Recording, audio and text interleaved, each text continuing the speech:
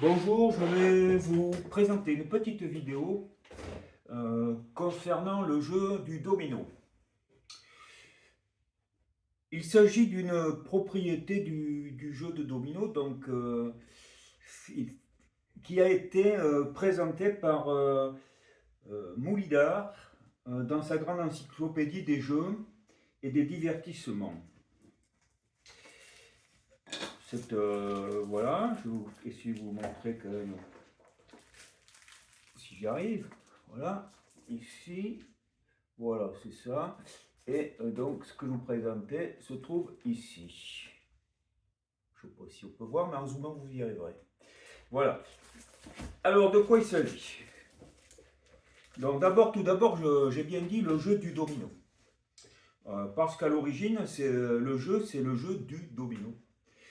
C'est-à-dire que les objets s'appelaient des dés.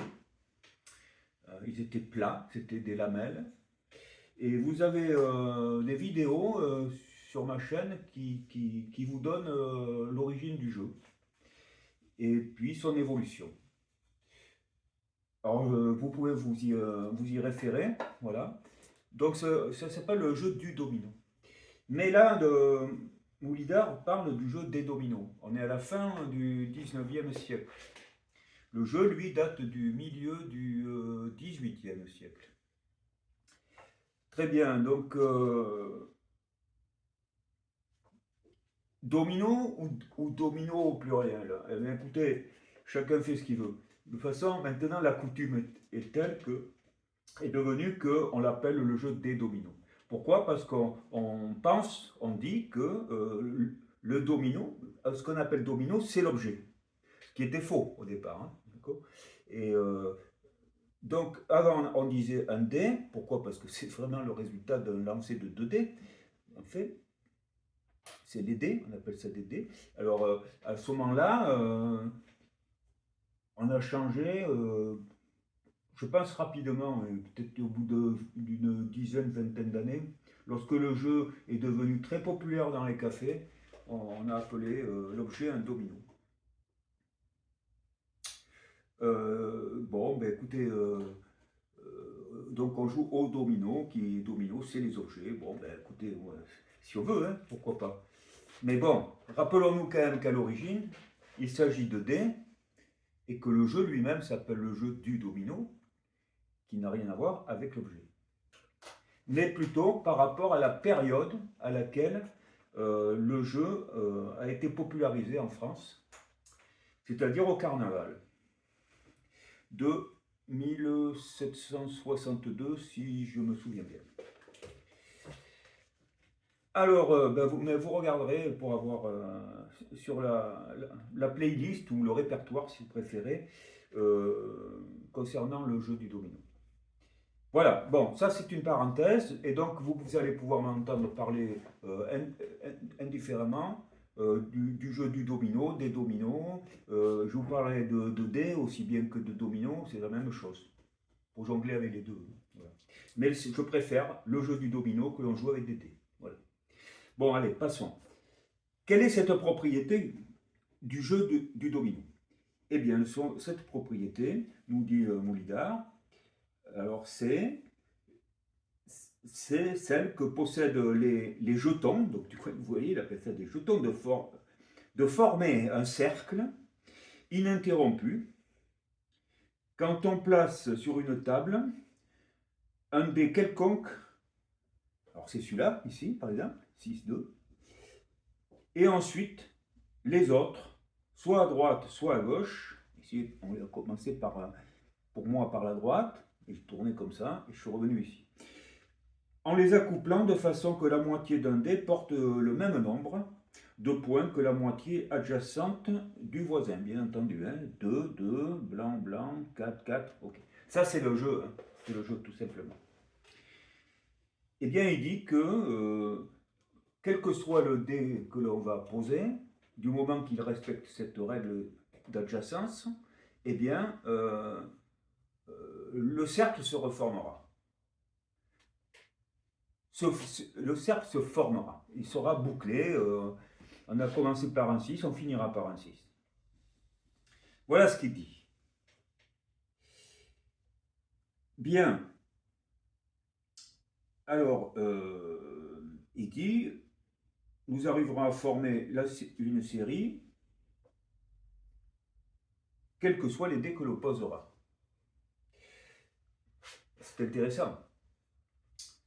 Et ensuite, un peu plus loin, il dit, on remarquera que le résultat serait le même si l'on avait retranché les doubles. Double 6, oui. Double As, double 5. Voilà donc ce que nous dit Moulidar. Alors, est-ce que cela est vrai? Eh bien, non. Cela n'est pas vrai. En tout cas, pas complètement. C'est vrai s'il n'y a pas les doubles. Si vous n'avez aucun double, ben vous refermerez, sans coup faillir, vous refermerez le carré, on va dire. Ça, c'est une certitude. Oui, c'est inversé, alors que lui, il part d'un jeu complet avec des doubles, et il dit, bon, ben, s'il n'y avait pas les doubles, ça marcherait aussi. Ben non, c'est l'inverse. Parce que ça marchera systématiquement s'il n'y a pas les doubles. Par contre, s'il y a les doubles, ça ne marchera pas systématiquement. Et ça, là, il se trompe. Et pourquoi? Parce que si vous prenez un double, voilà, là vous avez une chaîne que j'ai déjà faite, mais on aurait pu en faire un très grand nombre, puisqu'on aurait au lieu de mettre un 2 blanc, là j'aurais pu mettre un 2 et As, vous voyez, et puis ça marcherait aussi. Par contre, lorsqu'il y a un double qui est posé, comme le double 5 ici, que je mets dans cette... Normalement on les met comme ça, mais là je le mets comme ça pour obtenir un carré. Si je mets un double 5, il est où? Il est entre un 5 et un 5. C'est-à-dire qu'en fait, il est transparent celui-là. Puisque j'aurais pu m'en passer et mettre directement. C'est-à-dire que là, qu'on le mette ou qu'on ne le mette pas, on va refermer. Le 5 et 6 viendra se coller ici, il n'y a pas de souci. C'est un espèce de prolongateur. Mais bon, ça veut dire quoi? Ça veut dire quoi? Ça veut dire qu'on peut s'en passer. Puisque je vous dis, du coup, si on n'avait pas les doubles, on refermerait. Et si on met les doubles, vous avez intérêt à mettre tous les doubles dans le carré, dès que vous pouvez, afin de ne pas qu'il ne vous en reste aucun en main lorsque vous allez arriver au dernier des simples. Ce que j'appelle un des simples, c'est lorsque les points marqués d'un côté et de l'autre sont différents.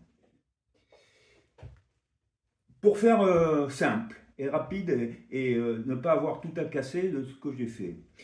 On va prendre le cas du... Bon, on va chercher un double ici. Là, on va prendre le double 2. Si j'en prends le double 2, j'aurais pu ne pas le poser, hein, puisque de toute façon, j'aurais à ce moment-là posé mon 2 et 3 ici. Mais j'aurais pu aussi ne pas avoir posé le blanc. J'aurais pu. Oui. Et qu'est-ce qui me reste à la fin? Il me reste un double. Alors ça marche, hein, vous voyez. Et le 6 et 6. Manque de chance. Les 6, il lui manque 2 dés pour fermer le carré. Et les 2 dés sont là. Et voilà. Et voilà l'affaire. Il vous reste ces deux dés que vous ne pouvez pas poser, vous ne fermerez pas le carré.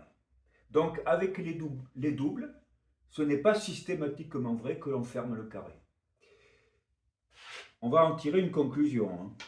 Bon, je remets le blanc ici.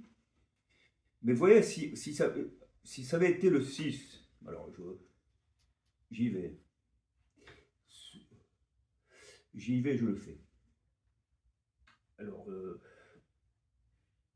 1, 2, 3, 4, 5, 6, 7, hein, d'accord, juste. Et donc, on va faire comme ça, vous voyez. Blanc. Blanc 6. Et puis, il vous resterait ces deux-là. Qu'est-ce qui va se passer? Eh bien, vous voyez bien que, par contre, le double 6, il correspond au point du départ. Donc il n'y a pas de souci. Ceux-là, ils viendront bien se positionner. Si on commence par un 6, on finira par un 6. C'est une certitude.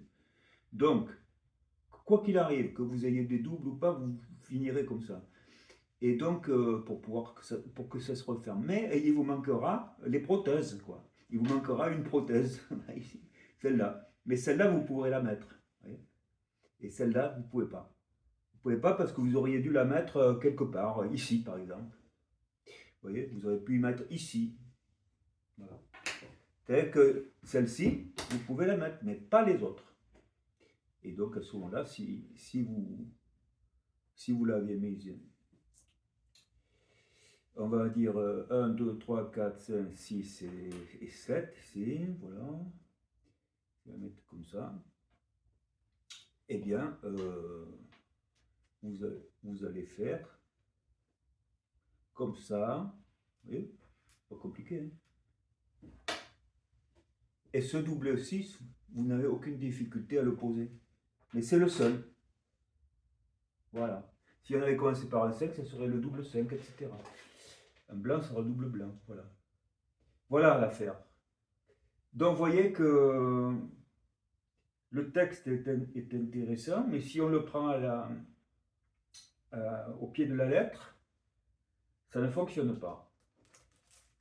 Alors, alors je ne suis pas du tout un expert en domino. C'est un jeu auquel je jouais quand j'étais enfant, bien entendu, comme tous les enfants de mon âge.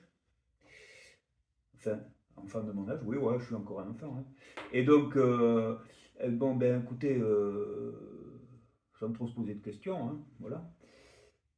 Eh bien, c'est tout, je n'ai pas fait de grandes études de domino. Mais là, je m'y intéresse, petit à petit, comme ça. Entre deux parties de tric-trac, de jaquet et d'autres jeux de table, jeux de cartes, jeux de l'ombre, du quadrille, etc. Tout ça, vous trouverez ça sur ma chaîne.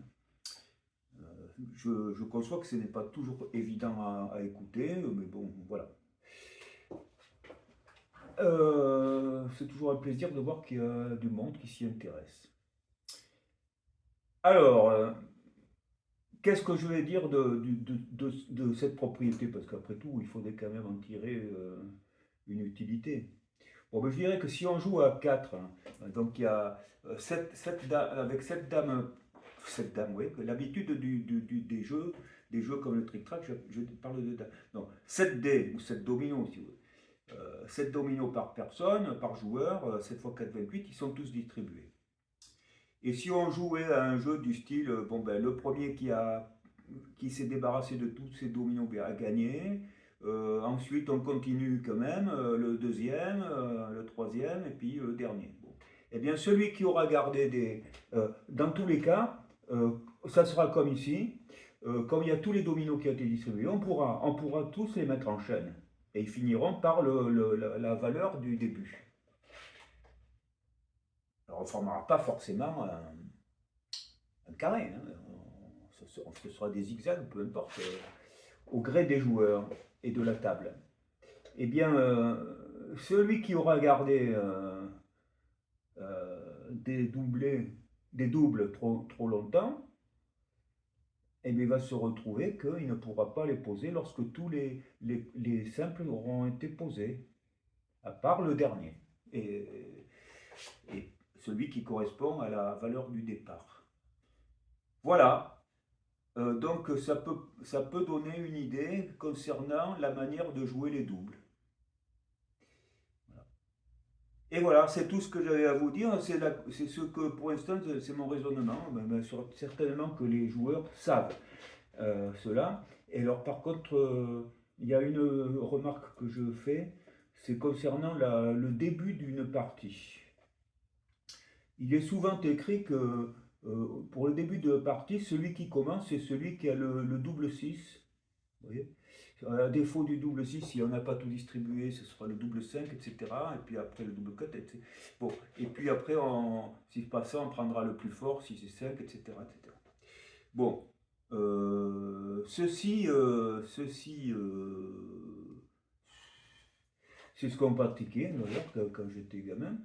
Mais c'est pas la règle d'origine, et c'est pas la règle telle qu'elle a été appliquée pendant longtemps, hein. Euh, la règle qui a été appliquée depuis le départ, et qui est pour moi la meilleure, et je l'ai déjà expliqué moi dans les règles de base, c'est le hasard. On tire au hasard comme quand on joue aux cartes, hein. C'est celui qui aura tiré le nombre de points le plus fort en tirant un dé au hasard qui va commencer. Voilà. Et on tournera dans les sens inverses des aiguilles d'une montre. Bon. Voilà, c'est ça. Alors ça veut dire quoi? Ça veut dire que celui qui va commencer, il posera ce qu'il voudra. Ce qu'il voudra. Et non, il ne sera plus obligé de mettre le double de 6. D'où vient ce fait qu'on dise bah, c'est celui qui a le double 6? Mais je pense que c'est une mauvaise interprétation des règles. À une époque lointaine, bon, fin du 19, fin du 18e, voilà, puis même au début du 19e, et même il était dit que ben, le premier qui joue, il met son dé le plus fort, etc. Mais il n'est pas obligé. Il n'était pas obligé. S'il met son dé le plus fort, c'est parce que si on joue au point, il faut avoir le moins de points possible dans sa main à la fin pour pouvoir gagner, en cas où si tout le monde est bloqué. Vous voyez. Ou bien si on joue à la partie, on compte les points et si aucun des deux n'a pu se débarrasser de tous ses dominos, ben on compte les points, celui qui en a le moins a gagné. Donc il a tout intérêt à mettre les plus forts dès avant les autres. Et donc on dit, ben, il faut, s'il a un double 6, il va mettre son double 6. Deuxièmement, avec cette propriété, on peut essayer d'extrapoler et se dire que même s'il n'y a pas tous les dés en jeu, a fortiori, s'il y a tous les dés en deux, on pourra pas placer les doubles si on les a gardés trop longtemps. Par contre, a fortiori, donc, si on joue avec un talon que l'on n'utilise pas, c'est-à-dire qu'on boude, ben ça va aggraver encore ce phénomène.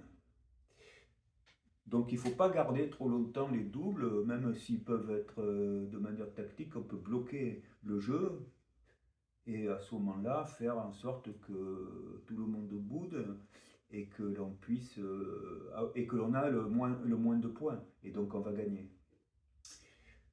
Voilà. Mais donc la règle en aucune manière ne disait que c'est ceux qui déterminaient le premier à jouer, c'était celui qui avait le plus fort dé. Ah non, pas du tout. Pas du tout. C'était une proposition tactique. Alors voilà. Et donc ce qui veut dire que ben, lorsqu'on fait une partie, ben, on va jouer premier à tour de rôle, mais le tout premier, ce sera tiré au sort en tirant le dé le plus fort. Et celui qui aura tiré le dé le plus fort posera le dé qu'il voudra et on jouera. Et là, ça devient plus de la réflexion. Voilà, c'est cela. C'est cela que je voulais vous dire. Il est possible que je vous propose des vidéos, comme j'ai fait pour le trick-track, de problèmes de domino. Alors, vous verrez, c'est pas. Moi, je vous dis, je ne suis pas un expert, donc. On va supposer qu'on joue à 1 contre 1, en tête à tête, ça sera comme ça. Le premier à jouer, on voit ces 7 dés qu'il a au départ, les deux ont 7 dés. Il y a un talon qui n'est pas utilisé, et il boude, et à ce moment-là, qu'est-ce qui se passe? Et le problème, ça sera, le premier, voilà, c'est 7 dés, qu'est-ce qu'il fait? Il pose lequel, vous voyez? C'est ça le problème. On ne dit pas il va poser son plus fort, c'est pas c'est le plus fort dé, hein? Non, non, il joue ce qu'il veut, ce qui a le mieux pour son jeu. Alors ça, ce sont des problèmes que je n'invente pas, ce sont des problèmes de la revue des jeux de la fin du 19e siècle, où il y avait quantité de problèmes de dominos et qui entraînaient un courrier non négligeable entre des joueurs et puis l'éditeur. Et même des défis. Donc bon, j'essaierai d'en placer quelques-uns pour voir si ça intéresse. Et je vous dis à très bientôt. Merci de m'avoir suivi. N'oubliez pas de vous abonner si ce n'est pas fait. Et puis voilà, je m'en dis pas, mais c'est comme ça. Et c'est la règle du jeu. Des likes, des commentaires. Très bien les commentaires. Voilà. Ça fait vivre la chaîne. Vous savez, si j'avais pas de commentaires, là j'ai la chance d'avoir des très bons commentateurs. Et, des gens qui s'intéressent vraiment. Et puis, mais bon, peu importe. Si c'est dans même des commentaires courts, ou pour apprendre certaines choses, pour dire ah moi je jouais pas comme ça, je jouais comme ça. Bon, tout ça c'est intéressant, hein. Du moment que c'est courtois, voilà. Quand c'est pas courtois, je vais pas à l'excès de la courtoisie, hein. Mais si c'est pas courtois, je supprime. Je réponds pas, je supprime, c'est pas la peine. On n'est pas sur Facebook, hein. Voilà, c'est pour ça que. Mais ça, si vous m'écoutez, vous en êtes arrivé là, c'est que de toute façon, vous faites partie des personnes qui agissent à la va-vite, comme sur un bord de comptoir, qui prennent part à une discussion qui est bien entamée et qui semble connaître le début. Alors je vous dis merci de m'avoir suivi. À très bientôt, j'espère. Au revoir.